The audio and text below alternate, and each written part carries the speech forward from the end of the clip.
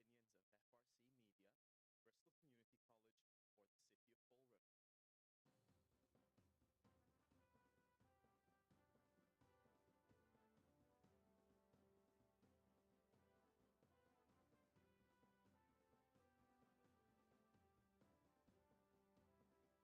City of Fall River. Well, hello. Welcome to Spindle City Straight Talk. I'm Chip. And it is Wednesday in the Riv after our council meeting. And the council meeting was quite refreshing. It was quite interesting, yes. Yeah. They called out Do Nothing Paulie again for doing nothing. Yes, they did. Yeah, and you know something? You're responsible for this. That's right, I am. Because your citizens' input reminded our full-time mayor. That's right. To abide by the charter, except it was 5 months late. Exactly. But without that, you know, this would have never happened. Exactly. So don't be frustrated, Paul. Don't be frustrated that this got shot down. Because I'm going to blame CJ. You can blame him too, because if he didn't remind you, you would have never done it. So this would have never happened. You wouldn't have got another crushing defeat, and something that highlights your total ineffectiveness as a mayor. Well, I've got to give Michelle Dionne a lot of credit. Okay. Kudos, tremendous kudos to her. Tremendous kudos for her. When the mayor's appointments were read, she was against it right off the bat. Number one, it's late. Because that committee gets 1 year from June to June to make their report. It's already 6 months in. How are they going to make their report? How are they going to do their job? That was the first thing. Secondly, there's no diversity. Okay? Now, when you looked at all of them, they were all white. Well, but I think the diversity. I'm not sure the diversity clause is that. It meant from the community. Exactly. And again, the charter was written like crap. Right, it was. And the thing is that we have 9 wards here in Fall River. There are 9 people on the committee. I would think that you would take one person from each ward. Wait a minute, this is logical, so I know it's disgusting.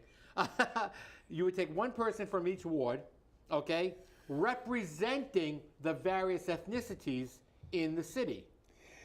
Well, there you go, thinking again. See, that's you can't do that. If you think you might actually do something right. And listen, I'm sure that they thought that their appointments were diverse. Mm-hmm. They were complete. All of them were every one of them had a different name. Mm-hmm. So they were diverse. That's right. And they were all basically, except for Dan Robillard, which I will be the first one to say I was frankly surprised to see the first person that should have been appointed to that review committee, because he's the only charter commissioner who opposed basically the charter and filed a minority report against it and said it was crap from the get-go. That's right. And I got to give, like I said, they say we're always negative, but I got to give kudos to Joe Camara for appointing Dan Robillard. Because Dan Robillard, to me, should have been the first person to help fix this charter, because he was opposed to virtually everything that's gone to court and lost, and almost the entire charter. Right. So, that's that again, there you go. But the diversity, look, the charter, we paid some clown to cut and paste the charter, and it was,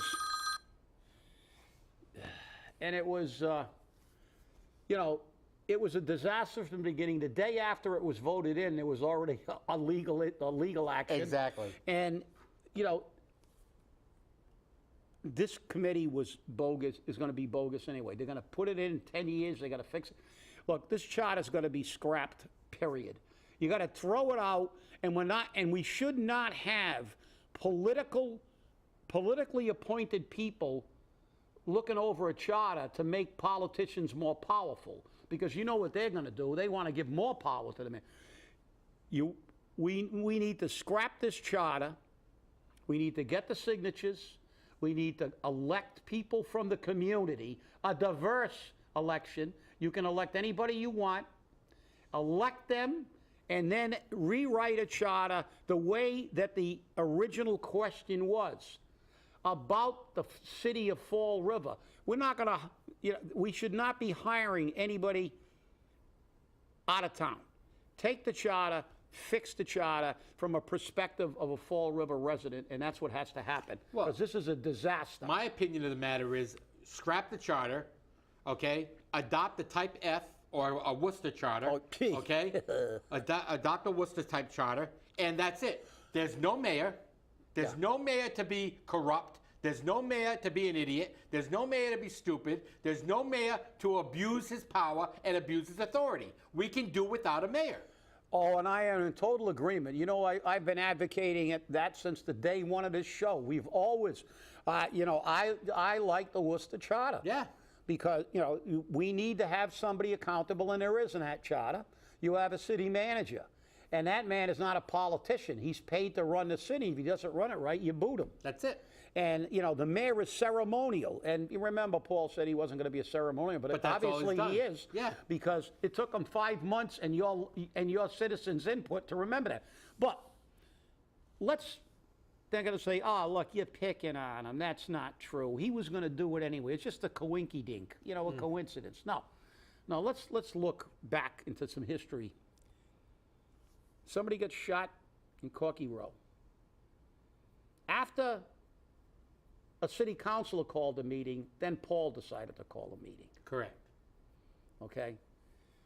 Then you look at the Malone issue. He recuses himself and then pretends he wasn't, at all involved in it, which he was. Mm-hmm. The issue with the police, nothing. We had a shooting over the weekend, right? We had a shooting, a murder. Yep. Have we had a press conference? Has we had anything to tell us what we're going to do? Do we know if that gun was legal, illegal? Do we know what's going on? And listen, it's not the police chief's job. The police chief is going to be the police chief. I'm sure the police are working on this, and they, the police do their job. But it's a mayor's job to keep the public informed about what he is doing and this community is doing about the crime. So right after they try to foster that lie that this is a safe city, we had 2 shootings over the last 2 weeks. 2 murders, right? Right. 2 murders. Crime continues to run rampant. This guy just doesn't do anything until he's pushed into it. If we do a show, we talk about something, then he's on a radio with a soundbite. He never gives you a plan. It's a soundbite, and it's a half a soundbite. So look, kudos to them rejecting this. This was going to be, as you said, going to be an absolute number one. The people were all politically appointed, Yes, they were. and it was going to be again. Danny Robilard's going to be the only guy that objects to everything and finds a minority opinion at the end of that anyway. Exactly. And you're going to give them 6 months to work on a charter that's so screwed up, you probably need 6 years. Right. And, the really sad part about it was, and, while we give Joe Camara credit for appointing Dan Robillard, I've got to turn around and say, boo on you. Because he appointed 2 mayoral lapdogs off on the city council appointments, okay?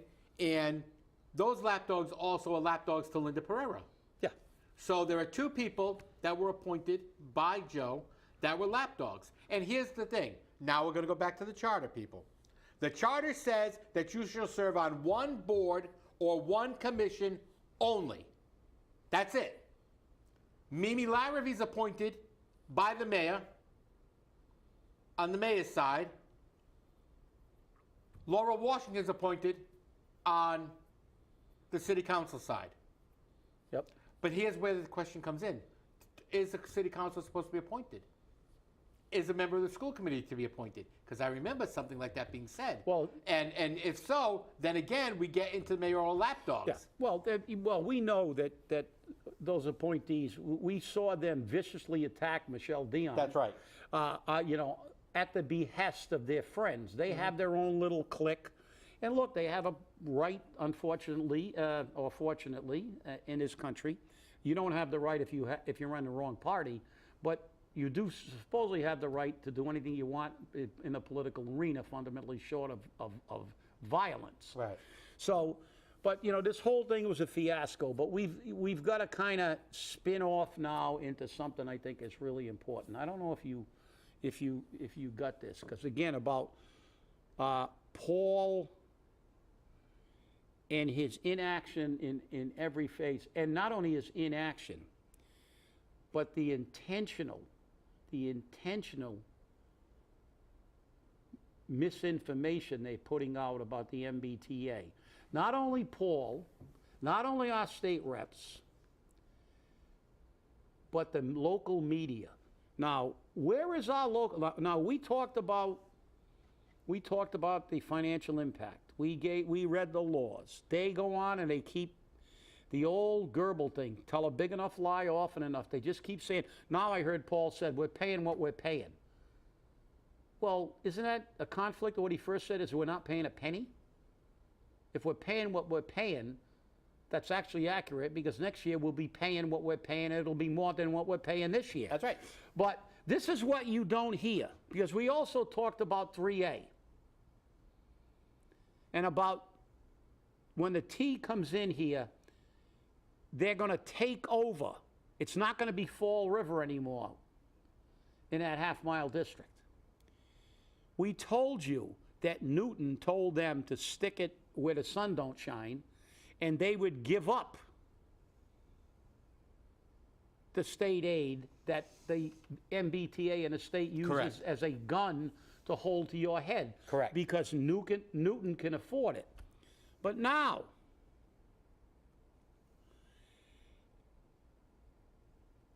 October 10th, this was written, which was like 2 days ago. day before yesterday, Yep. and this I got this yesterday.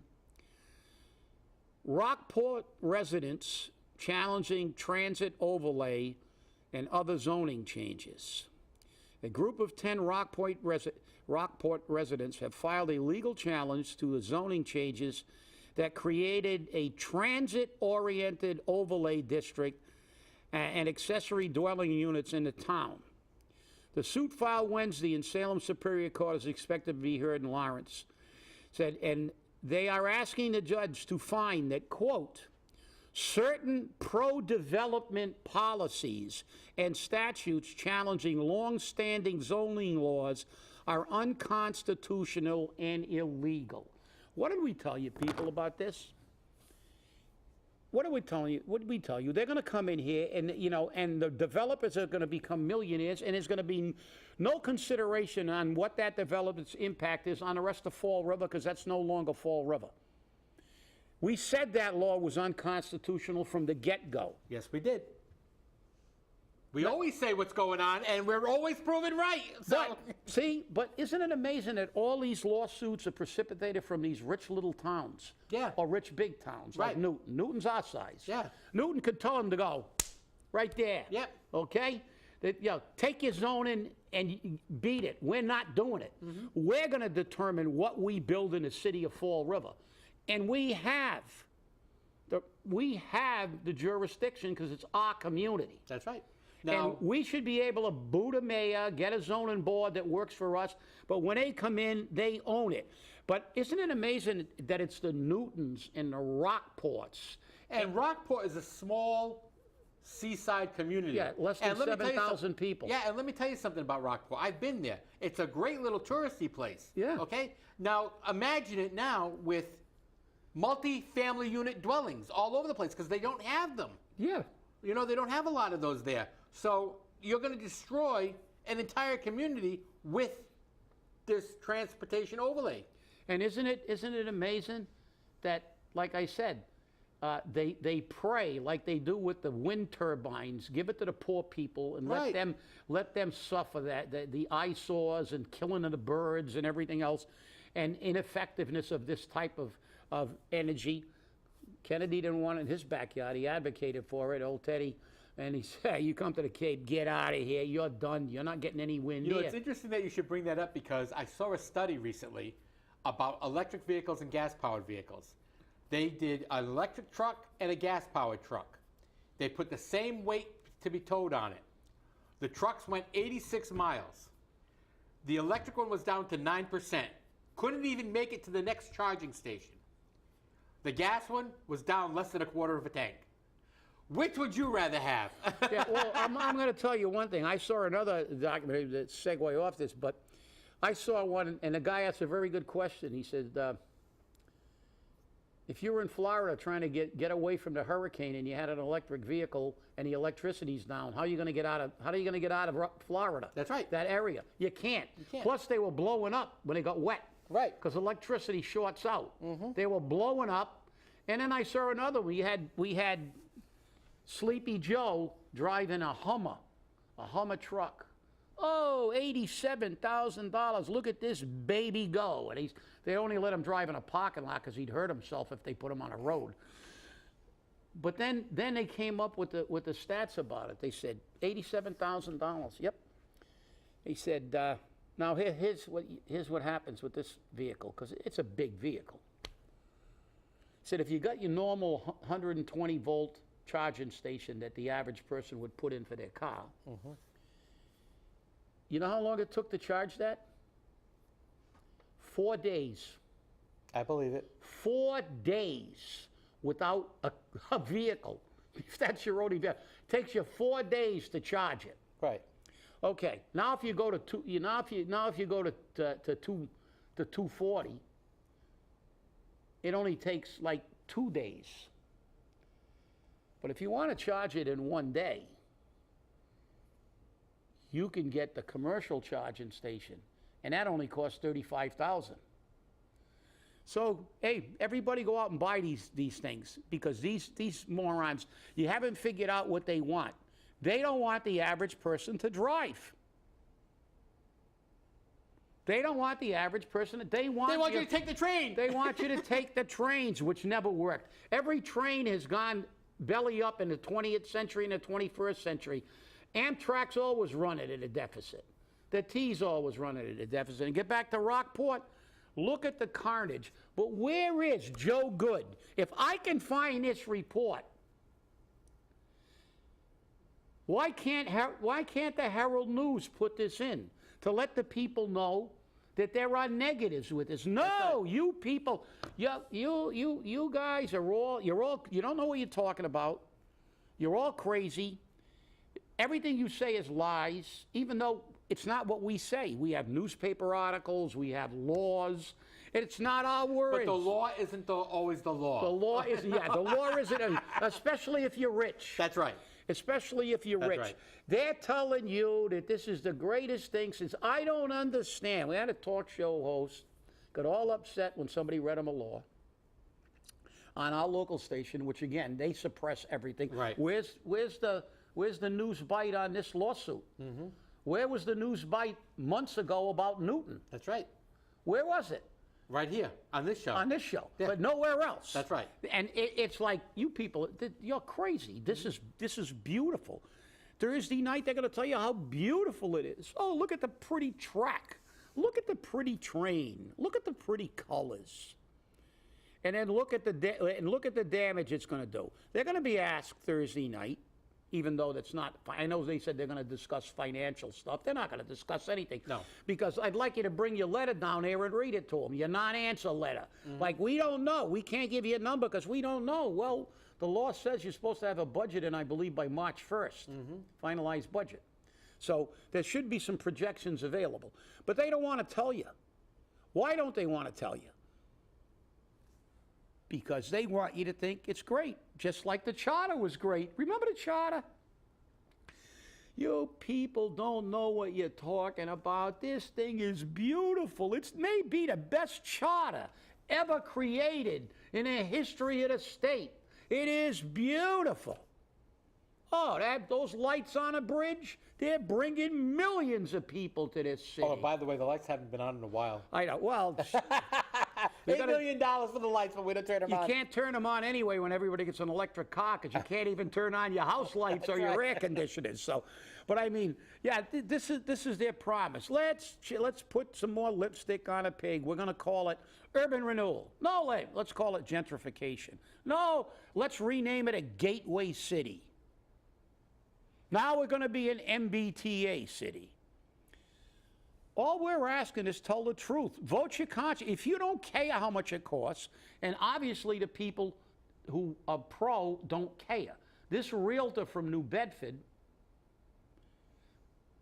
said it's in the bag. It don't matter. Even if the vote's no, we're going to do a home rule. Home rule petitions are unconstitutional. And I know that Representative Fiola got a letter from Nelson saying that you can't overthrow an election. And I think he invoked January 6th saying, well, look at all this thing in this country about you can't be an election denier. They're going to throw you in jail if you deny an election, even though they did in 16. They denied it. But now you go to jail if you're an election denier. That's a criminal offense. You can't say that election wasn't fair and balanced. So what do the rich people do? Again, this realtor, who's from New Bedford, by the way, said, don't worry about it. The legislature will have a home rule petition. Really? So you're going to tell me it's constitutional to overturn a duly run and legal election of the people of the Commonwealth of Massachusetts? That's not true. And it's your elected officials and that's the thing. The people who swore an oath to uphold Part the First, Article 4, which says we are the government. Part the First, Article 5, which says they are our substitutes and our agents and answerable to us at all times. You are going to have the audacity to attempt to overturn a legal election if it goes no? But I know that letter, email, said they wanted an answer on all the reps. Would you support it? And they got so far two no responses and one unresponsive response. That, Mr. Chassis or whatever it is, Chassis or whatever. Yeah, Chassis. Chassis or whatever.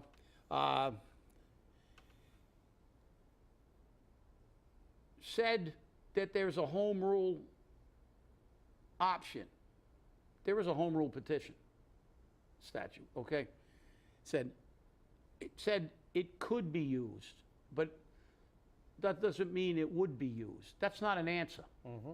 That's sitting on the fence, that's ducking. That's not even sitting on the fence. That's just totally evading the question. Because the question that was posed to State Representative Fiola, whose husband is going to make a lot of money if all these zoning requirements go out the window. So I think that may be an ethical violation, although they're not bound by the code of ethics. It's conveniently, politicians want everybody else to be ethical except themselves. Right. So, but you look at this, the question was asked, would you support overthrowing a legal election? And they can't do that, in my opinion. So this is the kind of fiasco that when they duck everything, just be truthful. Say you're going to pay money for this. You're not going to pay a lot at first, but you're going to have this forever. And 10 years down the line, when this city's on the verge of bankruptcy, you will not be covering your debt to the MBTA by your CERTA payment. And that's the reality. But, these people are not representing the people. That's why next November we got a clean house. We've got to get a new mayor. We've got to get a majority of people in that council like Michelle Dionne who are going to stand up for the people of Fall River. And we need to get rid of the school committee too, because the new school committee is doing nothing. Our school system is still failing. I don't see a damn thing. They hide everything. Nothing is ever shared with the people of Fall River. If I had a child in a school in Fall River right now, I would be there every day screaming. They'd have to lock me up because there's crime, there's graffiti, there's violence every day in there, and they suppress this. And they'll only talk about it when there's a real catastrophe, and that is not what they were elected to do. I agree. And, here's the thing when we're talking about the school. remember, in 2 years, we're going to have the diamond debt, which they're saying is going to be $6 million a year, which is not covered by a debt exclusion because the city council, Joe Camara, Linda Pereira, fought adamantly to not have a debt exclusion done because the people don't want a debt exclusion, and they don't. Because they learned from us. Again, who was against the debt exclusion? We were. That's $6 million that's going to come out of the budget. Yeah. Now, if money starts coming out of the budget because of the MBTA, where are they going to get the money from? Well, there you go. Because, Well, what they're going to have to make cuts. Where are they going to make the cuts? oh, they're going to attempt to police and fire. Exactly. It's always police and fire. That's why the next mayoral candidate better say that's the last place that's going to get cut. The first place that's going to get cut is like deans of students and all the fact. Yeah, but the deans of students and all that don't affect our budget on our side. Oh, I know, but it's know, overall budget. right. The money we don't give to the school department, we keep in the Right, city. and what we need to do is we need to cut some of the jobs. We need to cut in government. everywhere. Yeah. City side, Yeah. education Right. side, and remember, that's why the mayor was put in as the ex officio chairman of the school committee. He's there to go in there and say, listen, there's nobody more pro-education than you and I. You know, obviously we're pro-education, but I am not pro spending money on administration rather than on the children and on the teachers. We are overmanaged and understaffed And underperforming. and grossly underperforming. Yes. Grossly. Yes. And you know, that's the sad part about it. And remember, Mike Rodrigues, Carol Fiola, Alan Sylvia, Paul Schmidt are all saying, and we're bringing more money to the education system here in Fall River. Yeah. That may be a wonderful thing, except for one problem. The more money they bring, the more money the city has to meet. Yeah. Because we have a net school spending requirement that we must meet X number of dollars for X number of dollars. So if they bring us another 5, 10, 15, 20 million dollars, we're going to have to up our contribution. And we can't afford that. Now you've got 6, now you've got a higher contribution, now you've got the MBTA. Only place the money can come from is police and fire. Yeah, they love to spend money, and it's not in the bed. They love to talk about bringing money to education. That question one's a boondoggle. They're going to give it to the MBTA. They're going to give it to underperforming education. And that's a lie because they can't do that. That's right, and it's hypocritical. Right. But look at the hypocrite. You don't think they could send that money down for education and earmark it strictly for teaching? At the teaching level and for students? But they don't. But they don't, Right. exactly. They can. They just give them the money and say, we're going to give it to you, our pals, our other politicians down there, and you give everybody you want a pay raise with it. That's right. Because that's what happens. And the chief hypocrite in charge, our super senior bigwig from Fall River, the senator, Roderick, is crowing the same thing, but what does he think? We forgot that he was in this studio saying he was in favor of charter schools, Charter not schools, public that's right. education? That's right. Well, maybe they forgot, but I haven't. Neither have I. Neither have I. Well, it's always interesting to see what we find and what we bring forward. And I want you to remember that we've done this 100 times before, 1,000 times before on this show, and we've always been proven to be right. We have not been proven to be wrong yet, so listen to us. Now, I want to remind you that tomorrow, 6 p.m., at Morton Middle School here in Fall River, the MBTA will be presenting a status update on the MBTA program here in Fall River. There's a question on whether or not they'll answer our questions, but we'll see. And hopefully, they publicly answer our questions that we put forward to them. And remember, the only people supporting the MBTA right now are business people, developers, and the Chamber of Commerce and realtors. That's who's supporting it. I want to thank you all for watching, and remember, stay safe, stay angry, and hold your politicians accountable. We'll see you on Friday. Have a great day.